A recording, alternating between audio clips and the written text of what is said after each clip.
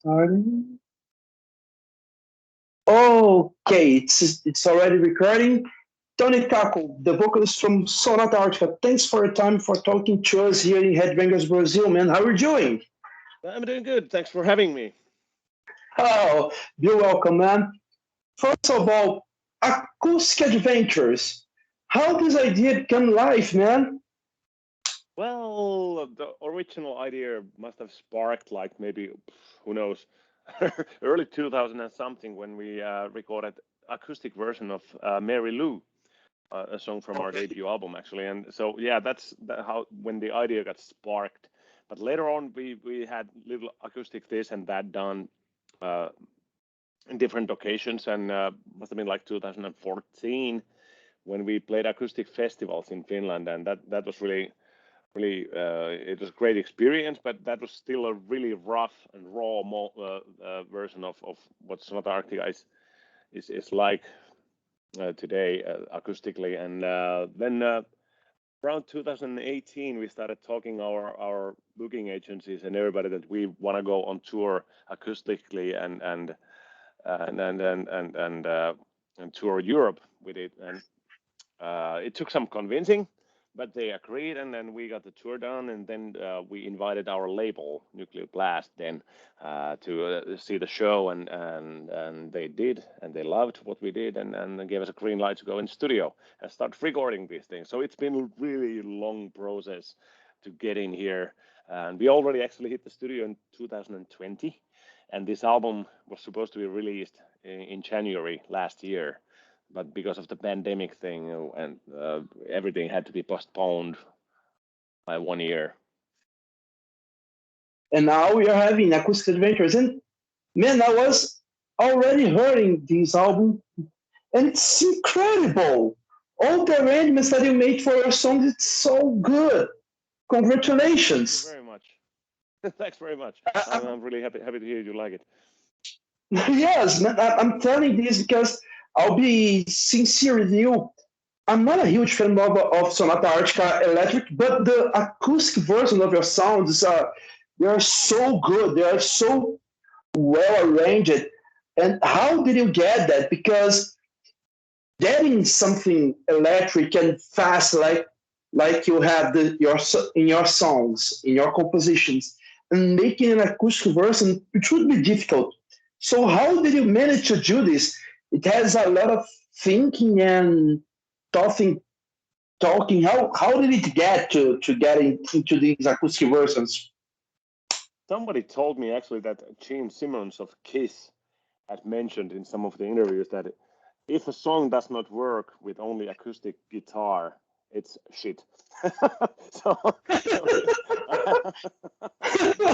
and so yeah, in a way, I do agree with Gene on that. But not always. It depends on on the song. You know, there are things that are by nature is totally different and do not need to have beautiful melodies, for example, or they are not the core of the thing.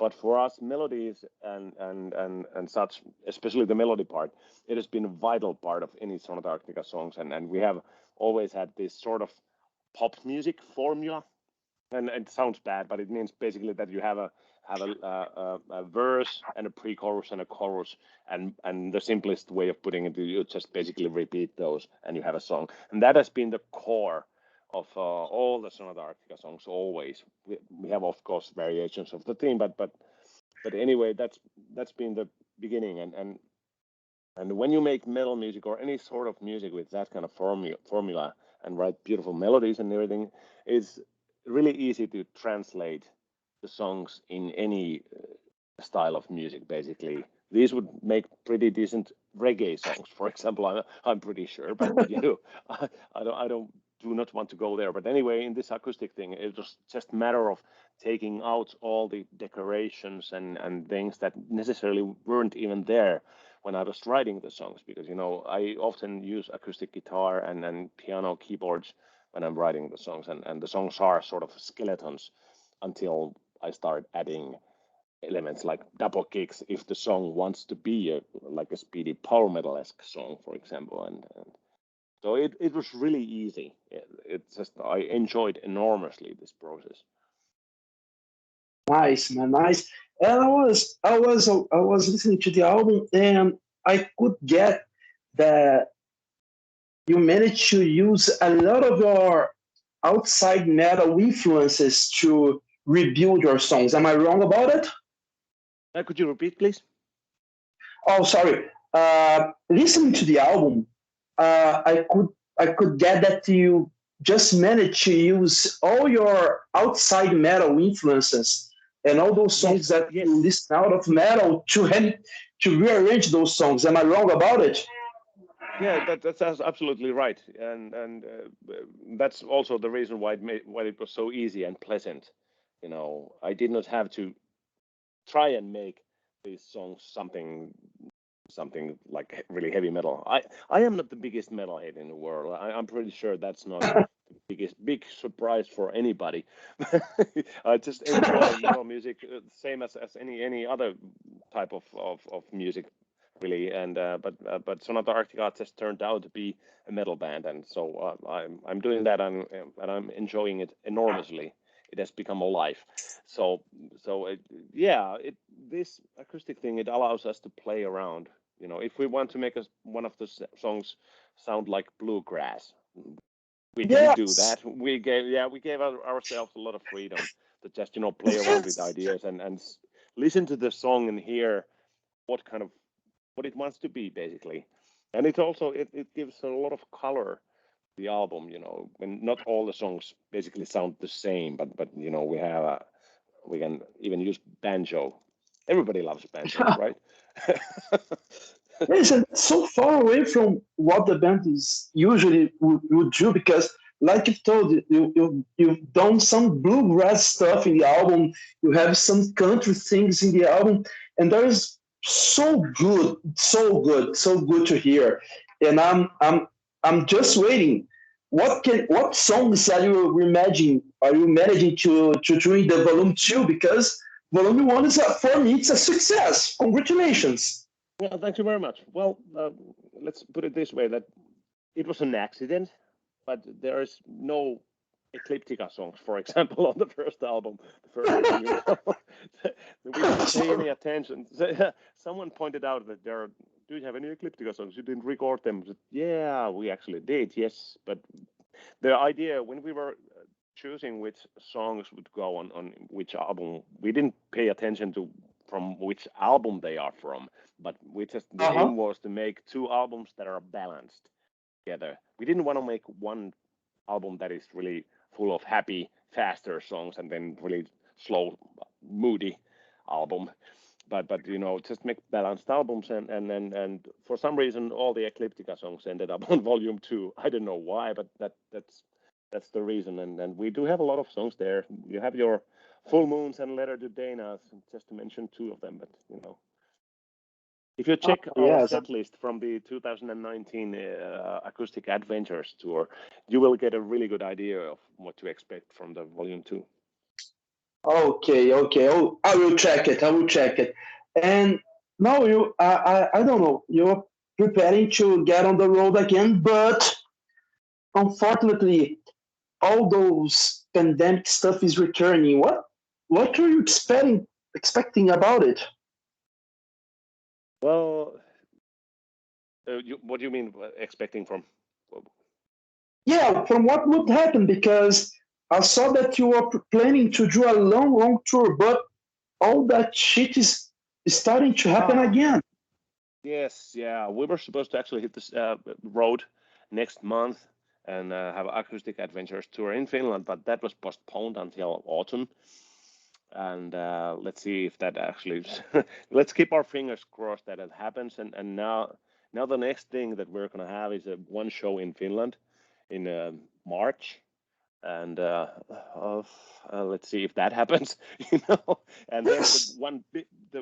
the biggest thing obviously is the Latin American tour, which was supposed to be two years ago originally Talviyö tour, but it now has changed the name and everything on the set list, and it's supposed to be and it is the 25th anniversary tour that we are having. But to be honest, it does not look like super great right now. At least here in Finland, the situation is worse than it has been, with the pandemic. So we're just keeping our fingers crossed and ourselves ready to tour whenever we are let out of, out the gates, basically. We are just really, Yes. really eager to hit the road and go and see people and play the shows. But, unfortunately, we haven't been able to play outside Finland in 2 years, except for one show that we had with Nightwish in Oslo, Norway. Yes. And that was really, really, it was fantastic. But all the other outings from Finland has been there's been no chance for us going there. And just keeping my fingers crossed for the Latin American tour. Would be great to be able to come there finally after 2 years. But let's see. Yes, because I know that you have a huge fan base down here in Brazil, for example. People truly loves you down here. So yes, we have played a lot of shows in Brazil. It's a great place to tour. Well, it is a big country too, so of course. It's been great to actually visit some places that not all the bands and people are able to go. So it's been fantastic, see a little bit more to your beautiful country, not just the obvious places like Rio and Sao Paulo, but more smaller places. what do you remember about Rio de Janeiro? Oh, the beautiful beaches. We've had day offs there. I remember the hotel as well, really well. In one point I spent a day in fever, sick, in a hotel room when the rest of the band, they were enjoying their night and day on the beach. So I have good and bad memories, but I've been able to enjoy the beach as well and the city and everything, and it's wonderful. Sitting on the beach, watching the waves come in, and it's warm, and you have a good drink, and it's a healthy change of it's a healthy change of pace for what we have here in Finland. Although I am a winter person, I love winter, but getting away from here and enjoying the warmth, it's super great. Oh, nice. That's why we have sauna in Finland, because it's usually so cold. It's crazy because here in Brazil, some people like to do some sauna, even being warm here. Well, I suppose you also have colder times of year, but your cold is like our summer, I suppose. Yeah, probably. Oh man, probably would be this. Oh man, Tony. Now you told me that to let you have some oxygen to the next album, and I'll be expecting this. But I don't know, what can you tell to the fans what they can expect from Sonata Arctica now, from now and beyond? Well, I'm sure if I mentioned that we're planning to hit the studio early next year to start recording Sonata Arctica's studio album number 11, and the idea is we aim to make a speedy, happy album, because I think these times, the pandemic and everything, we have enough gloom and sadness already in the world. So let's make an album that you can party on and rock, and try to pay homage to the earlier days of Sonata Arctica. I am thinking about Winterheart's Guild, Reckoning Night, those era, that time, the way we were feeling, how great it was touring. I want to have that back, headbanging people and happy smiles and everything. We have a lot of sad songs and beautiful songs, and those always have a space and room in the set list as well. But we want to make an album that is a really, really huge contrast to something that we have been doing lately. So I can say that it's time for happiness and smiles and sunny stuff again after all these gloomy and dark times we're passing, right? Is that what we can expect from Sonata? That is actually yes, that is what we need to do. Let's see if we get there. I agree with you, because Lyrically, I cannot. Lyrically, I cannot promise you sunshine and happiness and cocktails. But I'm not Sonata Arctica. But the music part of it. Make songs that are something worthy of a party. That would be great, and that's what I aim at. I think that everyone in the world needs some of these in those times, man. I think that everyone needs. And now, talking. Let me ask you about something a little bit sad, but you are having all these shit on those political ways in the world, all this negation and people that don't want to have the vaccine, for an example. What do you think about it, man? I know that it's sad to talk about it, but I think that's necessary. I let's put it this way. I know for a fact that without vaccinations, I would be dead. And I am not talking about COVID here, but in generally speaking, I would have died of certain shit without vaccination. That's for sure.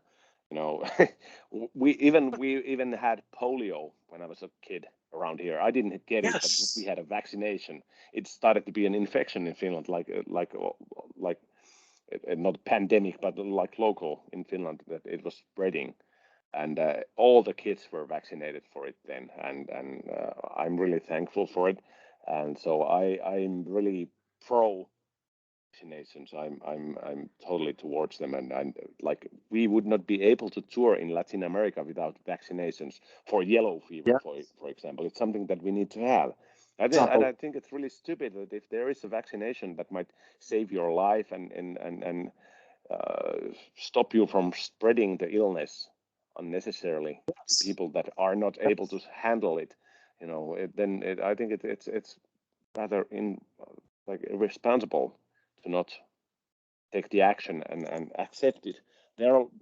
Unfortunately, we are living the post-truth world, and everybody isn't professional about everything, more or less, and everybody thinks they know the best because they read something on Facebook and watched a YouTube documentary of half an hour, and now they are specialists of certain things. That's incredible. Shit. So and it's really easy to get lost in the echo chamber of things.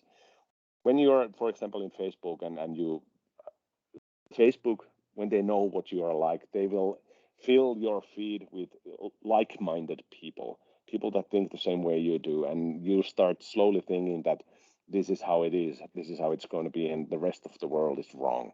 Yes. And it's people should respect the authority more. Yes. You need to respect and accept the fact that sometimes the other people know better, like the doctor, for example. Yeah. Yeah. Tony, thanks a lot for your time. It was a pleasure to be talking to you. You're such a wonderful guy. Thanks a lot. Yeah, this was a lot of fun. Yeah, I hope to do this again face to face next time. Please, when you come to Rio de Janeiro, I will be there, and we're gonna do this face to face, having some caipirinhas. Is that market? Oh, that sounds great. That's a date. Sounds great. That's a plan. Thanks a lot, man. Thank you very much. Please. Take care. Yeah. Please, man, just to finish, send a message to Headbangers Brazil, please. Oh, yeah, sure. Brazil, hi, this is Tony from Sonata Arctica, if this is an audio thing. We do miss you so much, and I hope to come back there real soon. I hope the tours that are planned will happen now. Take care of yourselves and those around you. That's the only way we can make this world rock again. I miss the warmth of everybody of Brazil. So hope to see you soon. Take care. Thank you, man. Thanks a lot for your time. See you, man. This was fun. See you. Cheers. Bye. Bye-bye.